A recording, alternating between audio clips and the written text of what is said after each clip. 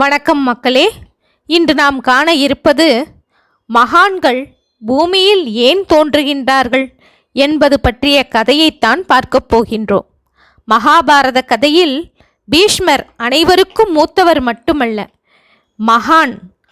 அதற்கான கதையைத்தான் இன்று நாம் பார்க்கப் போகின்றோம். சமுத்திர ஜலத்தை உட்கொண்டு மேகங்கள் பூமியிலே மழை தண்ணீராக எப்படி பொழியுமோ அதுபோன்று வேதமாகிற கடலிலே மூழ்கி அதிலிருந்து எல்லோருக்கும் வேண்டிய உயர்ந்த விஷயங்களை வழங்குவதற்காக ஆச்சாரியர்களாகவும் ஆழ்வார்களாகவும் நாயன்மார்களாகவும் அவதரித்து இந்த படுகுடியிலே விழுந்திருக்கக்கூடியவர்களை கைதூக்கி விடுவதற்காக அவனே ஒரு காலத்தில் அஸ்திரபாணியாக கையிலே வில்லோடு வந்தான். இன்னொரு காலத்தில் சாஸ்திரபாணியாக வந்து நின்றான். இப்படி பல விதமாக மகான்களாக பகவான் தான் வருகின்றான். அவன் நம்மை பழக்குவதற்கு என்ன பாடுபடுகின்றான் பாருங்கள். வலையை விரித்துவிட்டு வேடன் காத்திருக்கின்ற மாதிரி காத்திருக்கின்றான் பகவான். வலைக்கு கீழே தானிய வகைகள் இருக்கின்றது.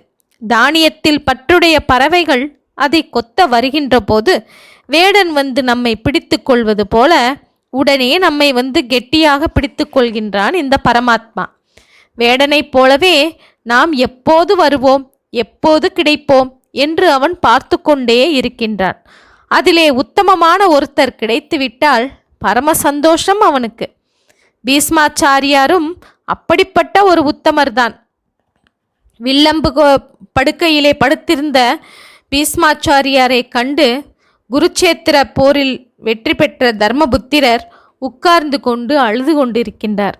ஐயோ, நான் மகா பாவி, என்னால் அல்லவா இது ஏற்பட்டு விட்டது. இப்படி ஒரு அம்பு படுக்கையிலே உடம்பெல்லாம் குத்தி ரத்தம் கசிய இப்படி படுத்து கொண்டிருக்கின்றீர்களே. இந்த பூமியிலே எனக்கு பற்று இருந்ததனாலே தானே இப்படி ஒரு யுத்தம் நடந்தது, இப்படி ஆகிவிட்டதே என்று வருத்தப்பட்டார். உடனே பீஷ்மாச்சாரியார் கண்ணை திறந்து பார்க்கின்றார். பார்த்துவிட்டு சொல்கின்றார், வேறு யாராவது இப்படி பேசினால் கூட நான் ஒப்புக்கொள்வேன்.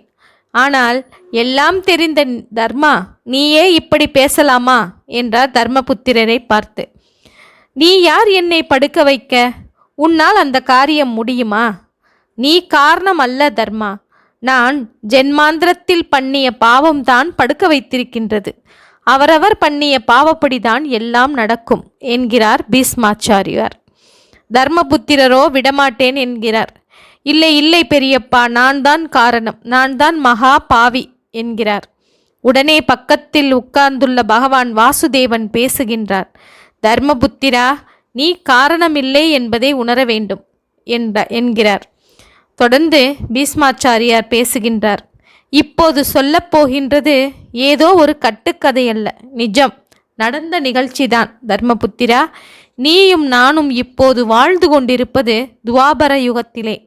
இந்த கதையோ ரொம்ப நாள் முன்னாடி கிருதய யுகத்திலே நடந்தது என்று ஒரு கதையாக சொல்ல தொடங்குகின்றார்.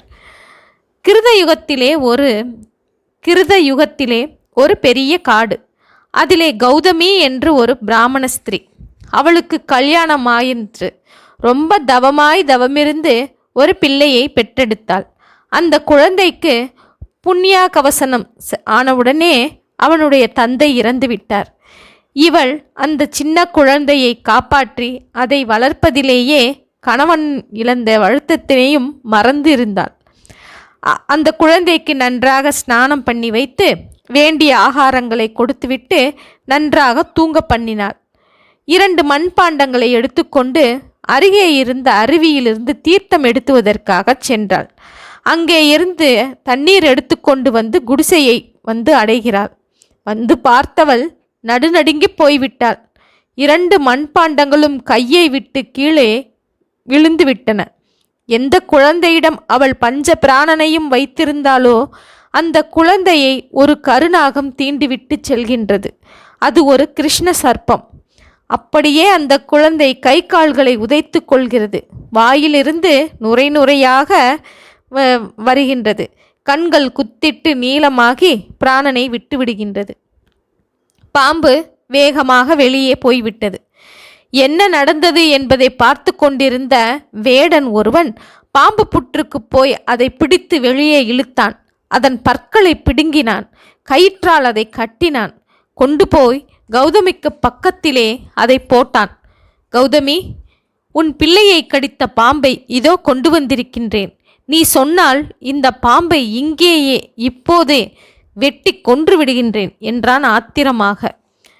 கண்ணை மூடிக்கொண்டே இந்த கதையை சொல்கின்றார் பீஷ்மாச்சாரியார். தர்மபுத்திரரோ கையை கூப்பி கொண்டு கேட்டுக்கொண்டிருக்கின்றார். வாசுதேவனோ பார்த்து கொண்டிருக்கின்றான்.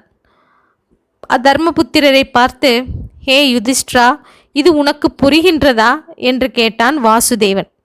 கண்ணை மூடிக்கொண்டு மேலே கதையை சொல்கின்றார் பீஷ்மாச்சாரியார். அவர் புரிகிறதா என்று கேட்டார். இவர் புரிகிறதே என்றார். ஆனால் நமக்கு புரிய வேண்டுமல்லவா? கிருத யுகத்திலே தர்மம் எப்படி இருந்தது? சர்ப்ப ஜாதி என்பது குரூர ஜாதி. அதை அடிக்கலாம் என்றது சாஸ்திரம். பாம்பை கொல்வது குற்றமில்லை. ஆயினும் பாம்பு யாரிடத்தில் அபச்சாரப்பட்டதோ அவளுக்கு எதிரிலே வந்து அந்த பாம்பை கொல்ல வேடன் அனுமதி கேட்கின்றான்.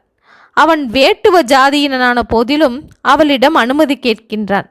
அப்படியெனில் அகிம்சா தர்மம் கிருத யுகத்திலே எவ்வளவு தூரம் நிலை பெற்றிருந்திருக்கும் பார்த்தீர்களா? கௌதமி அவனிடம் பதில் சொல்கிறாள். நீ இந்த பாம்பை கொன்றுவிட்டால் என் பிள்ளை உயிர்த்தெழுமா என்று கேட்கிறாள். அவன் பதிலுக்கு கேட்கிறான், இந்த பாம்பை கொல்லாமல் விட்டால் மட்டும் உயிர்த்தெழுவானா என்றான் ஆத்திரத்துடன். அதற்கு, இந்த பாம்பை கொன்றால் உலகிலே பாம்பே இல்லாமல் போய்விடுமா என்று கேட்கிறாள் கௌதமி. அதற்கு அவன் சொல்கிறான், பாம்பு எப்படி இல்லாமல் போகும்? சர்ப்பங்கள் எண்ணிக்கையில் ஒன்றை வேண்டுமானால் நான் குறைத்தவன் ஆவேன் என்றார்.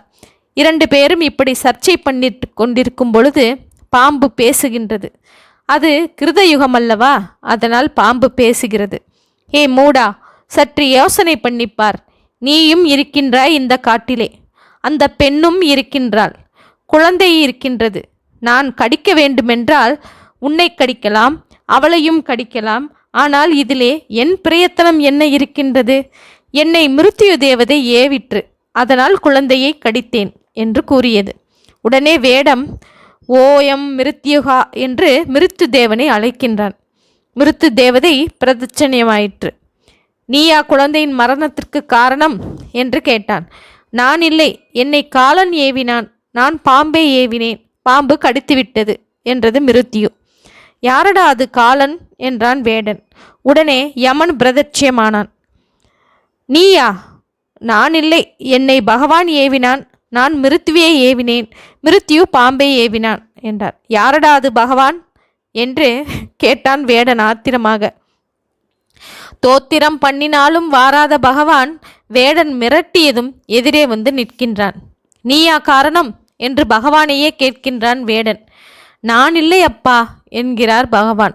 அந்த குழந்தையின் சரீரத்தில் இருந்த ஆத்மாதான் காரணம். அது பண்ணிய பாவத்திற்கு பாம்பு கடித்து மரணம் என்கிற தீர்ப்பு. அதை நடத்தி வைத்தவன் நான், அவ்வளவுதான் என்கிறான் பகவான். எனக்கு தெரியும் இந்த சமாச்சாரம் என்று வேடன் கோபப்பட்டான். கண்ணுக்கு தெரிந்த நீங்கள் எல்லாம் மரணத்திற்கு காரணமில்லை, ஆனால் கண்ணுக்கு தெரியாத ஆத்மாதான் காரணம் என்று சொல்லி யாரை ஏமாற்ற பார்க்கிறீர்கள்? இந்த பாம்பை நான் கொன்றே தீருவேன் என்று தோளில் மாட்டிக்கொண்டிருந்த தோள்பைக்குள் கையை விட்டான். அதற்குள் இருந்த கத்தியை எடுப்பதற்காக. அந்த பையுக்குள்ளே எப்போது பாம்பு புகுந்து கொண்டதோ நமக்கு தெரியாது. அது உள்ளே சுருண்டு படுத்திருந்தது. உள்ளே கையை விட்டதும் அவனை கடித்து விட்டது. கடித்துவிட்டு வெளியே வரும் பாம்பை கௌதமி பார்த்து விட்டாள். வேடன் வாயில் நுரைத்தல்ல கீழே விழுந்து விட்டான். கௌதமி கிடுகிடுவென்று ஓடினாள். ஒரு மலை தாழ்வரையிலிருந்து ஒரு மூலிகையை கொண்டு வந்து நன்றாக கசக்கி அவன் மூக்கிலே வைத்தாள். அதை 2 தடவை சுவாசித்தவுடன் வேடனுக்கு விஷமெல்லாம் போய்விட்டது. எழுந்து உட்கார்ந்து விட்டான்.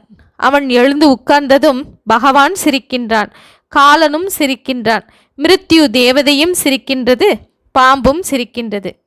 ஹே வேடனே, பார்த்தாயா கௌதமி எப்படிப்பட்டவள்? மூலிகை ஞானம் அனைத்தும் உடையவள், அதிலே பூர்ண பாண்டித்தியம் பெற்றவள். அப்படிப்பட்டவள் தன் குழந்தையை பாம்பு கடித்தபோது ஏன் ரட்சிக்கவில்லை? ஞானம் இருந்தும் ஏன் பண்ணவில்லை என்று கேட்டால், பாம்பு கடித்து அது மாள வேண்டும் என்பது விதி. விதி இருந்தால் பாண்டித்திய வித்தையெல்லாம் உபகாரமெல்லாம் பண்ணாது என்று அந்த இடத்திலே பகவான் அந்த வேடனுக்கு விளக்கம் சொல்கின்றார். இந்த கதையை பீஷ்மர் தர்மபுத்திரருக்கு சொல்லி விதியின் நியமத்தை உணரச் செய்தார். தமது கடைசி காலத்திலும் அப்படி பரம வைராகிய நிதியாக விளங்கினார் பீஷ்மாச்சாரியார். ஆகையினால்தான் அழகிய சிங்கர் பீஷ்ம துதியை நித்திய அனுஷ்டானத்திலே சேர்த்து கொண்டார். அப்பேற்பட்ட பீஷ்மாச்சாரியார் அருளிய சகஸ்ரநாமம் நாம் அனுபவித்து தீராததாகும். ஓகே மக்களே, மீண்டும் இது போன்ற ஒரு புதிய செய்தியுடன் சந்திப்போம். நன்றி, வணக்கம்.